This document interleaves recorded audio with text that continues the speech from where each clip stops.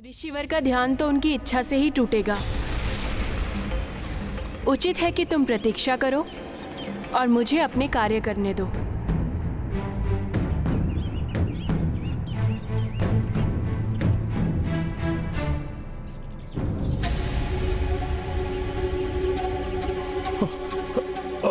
माता माता माता माता, जल लाने में मैं आपकी सहायता करूं?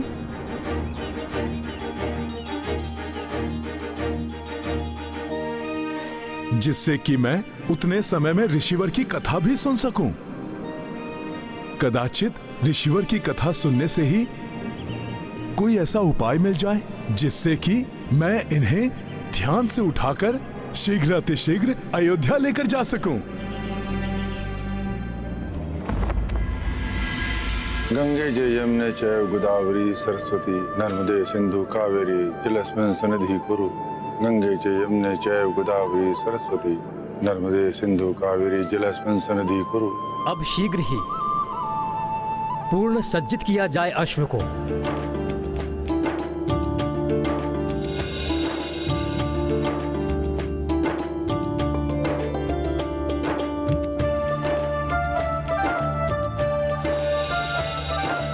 पुत्र राम, अब आपको सूर्यवंश के चिन्ह से अंकित जयपत्र को अश्व के मस्तक पर बांधना होगा।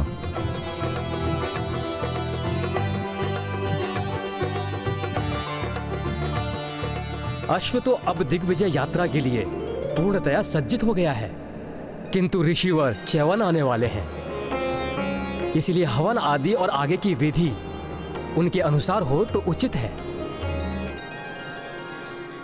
किंतु यदि हनुमान महर्षि च्यवन को मनाने में असफल रहे तो कहीं उनकी प्रतीक्षा करते करते शुभ मुहूर्त का समय ना निकल जाए।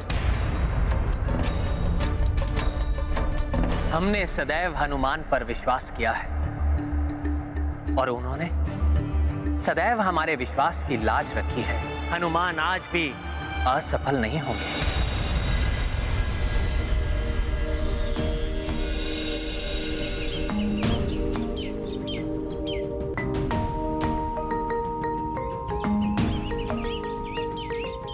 तो तुम कथा सुनना चाहते हो? कहां से आरंभ करूं?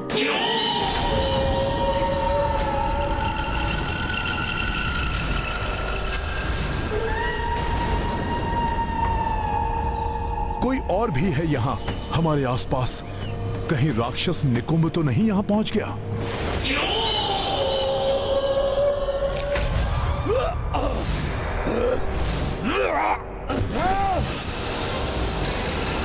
अवश्य ही ये च्यवन ऋषि के तप की ऊर्जा है जो इस क्षेत्र की रक्षा कर रही है।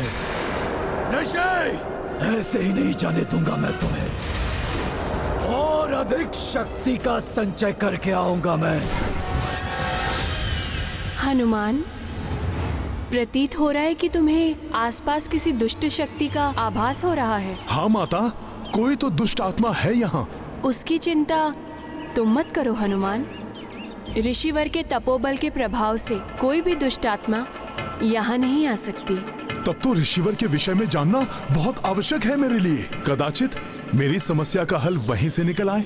उचित है हनुमान। तो सुनो, बहुत समय पूर्व की बात है। ऋषिवर च्यवन कठोर तप में लीन थे।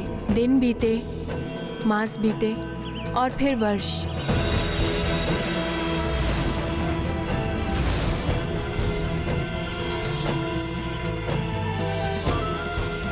और इस प्रकार सहस्त्रों वर्ष उनका तप चलता रहा।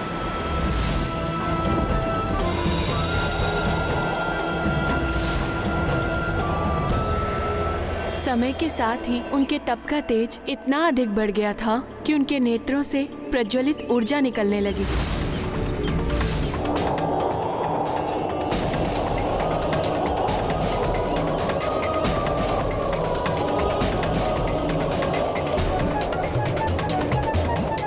वो इतने गहन ध्यान में लीन हो गए कि दीमकों ने अपनी बांबियां उनके चारों ओर बना ली।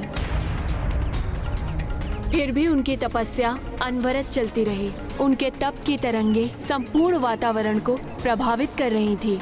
उनके नेत्रों से निकलने वाली प्रज्वलित ऊर्जा बाम्बी के छिद्रों से बाहर निकलकर कौतूहल जगा रही थी।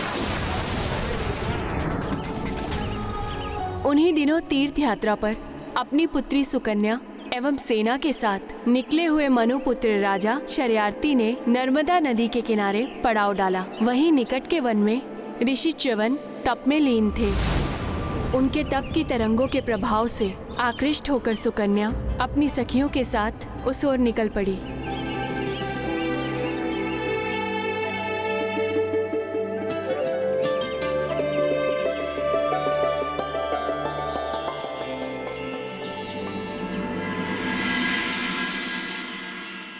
शीघ्र ही राजकुमारी सुकन्या च्यवन ऋषि की देह पर बनी हुई बाम्बियों के निकट पहुंच गई और उनके 2 छिद्रों से निकलते हुए प्रकाश को देखकर उसका कौतूहल और बढ़ गया।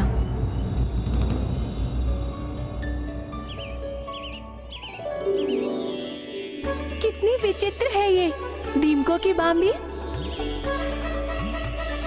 और इन छिद्रों से निकलते हुए प्रकाश को देखकर ऐसा प्रतीत होता है जैसे इसके भीतर कोई प्रकाश पुंज हो।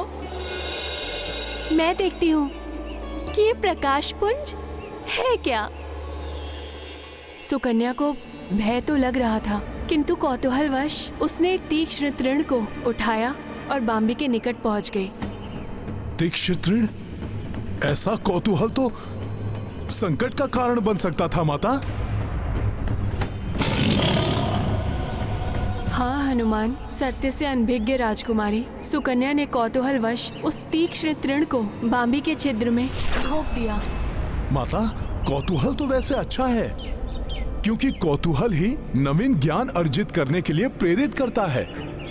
किंतु कौतूहलवश असावधानी से किया गया कार्य कभी कभी घातक भी बन जाता है। हाँ हनुमान, जैसे ही उसने तृण बाहर निकाला उसे छिद्र से रक्त बहता हुआ दिखाई दिया। भयाक्रांत हो गई वो। उसे विश्वास ही नहीं हो रहा था कि वो ऐसी भूल कर बैठी है। तभी एक घायल ऋषिवर को बाम्बी से निकलते हुए देखकर भयभीत सुकन्या अपनी सखियों के संग वहाँ से भाग निकली। राजकुमारी सुकन्या, ये तो कोई ऋषि है, चलिए यहाँ से। ऋषिवर का क्रोध अपने चरम पर था।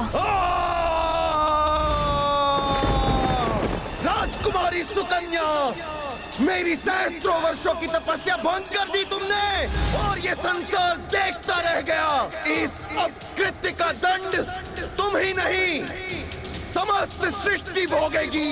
नष्ट कर दूंगा मैं सब कुछ, कोई नहीं बचेगा मेरे कोप से।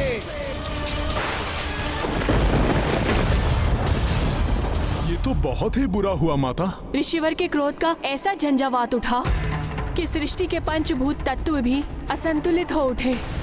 वायु महाप्रचंड वेग से सब कुछ उड़ाने लगी।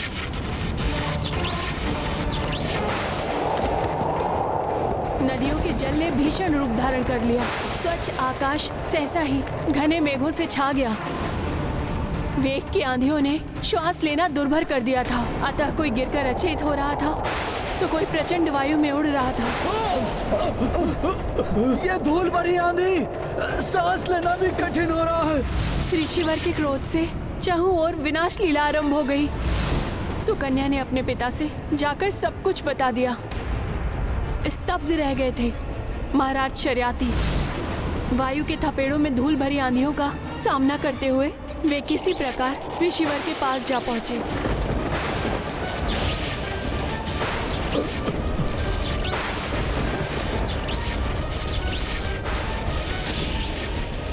क्षमा ऋषिवर, क्षमा। मेरी पुत्री के इस कृत्य के लिए मैं क्षमा चाहता हूँ। अपने इस कोप को शांत कर लीजिए ऋषिवर। प्रकृति असंतुलित हो चुकी है। शांत हो जाइए ऋषिवर, शांत हो जाइए। महाराज शर्याती की क्षमा याचना का ऋषि के कोप पर कोई प्रभाव नहीं पड़ा और उसे देखकर सुकन्या भी उनके चरणों में गिर पड़ी। सृष्टि में प्रलय की स्थिति उत्पन्न हो रही है ऋषिवर। भूलवश हुए अपराध का इतना बड़ा दंड मत दीजिए सृष्टि को।